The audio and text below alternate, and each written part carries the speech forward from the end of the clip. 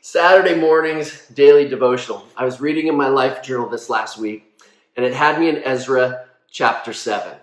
Let me tell you the story there. We'll call this Ezra, right? Ezra is a priest of God, a priest of the God of Israel. The problem is this. Ezra is stuck in Babylon. His hometown is in Jerusalem, where the temple is. But God's people got conquered by the Babylonians, so he's stuck in Babylon. But things are about to change. There's a new king in town, and it's the king of Persia. His name is Artaxerxes. And God puts the thought and the feeling inside of Artaxerxes. And Artaxerxes tells Ezra, I want you to go back to Jerusalem and rebuild the temple so that God's people have a place to go to church. Amazing. And by the way, he says this, when you go, let me send a bunch of people with you to help you. And by the way, here's some silver and some gold. You might need that. And by the way, here's a personal letter from me protecting you along the way. And by the way, in this personal letter, all those toll booths on that 4-month journey, they're all going to be free, tax-free. Now go back to Jerusalem and rebuild that temple so God's people have a place to go to church and worship. And before Ezra leaves on that 4-month journey, he writes this in Ezra chapter 7, verse 27. Praise be to the Lord, the God of our ancestors, who has put it into the king's heart to bring honor to the house of the Lord in Israel in this way, and who has extended his good favor to me before the king and his advisors and all the king's powerful officials. Because the hand of the Lord my God was on me, I took courage and gathered leaders from Israel to go up with me. 2 things stand out to me.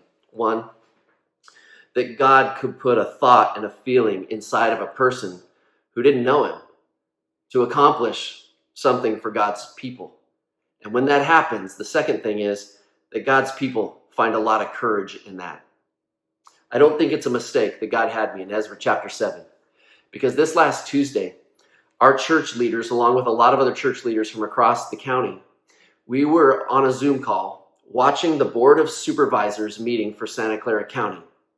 And when it came time for public comment, church leader after church leader after church leader begged, requested that our county listen to what our churches are saying, that we need to regather indoors. Here's why I think this matters.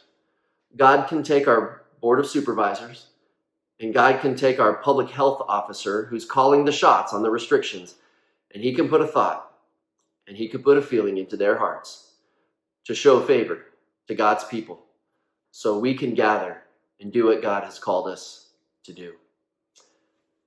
At this point, based off of what I saw in this meeting, we do not yet have the favor or the trust of our leaders that we can reopen safely. I've said this for weeks now. I believe that we as a church can open and provide as safe an environment as any marketplace or store or commercial experience that you have today. We just need to be trusted to do it. Right now, our county restrictions are much higher than our state restrictions. We're just asking this. Just come in line with what the state is allowing us to do.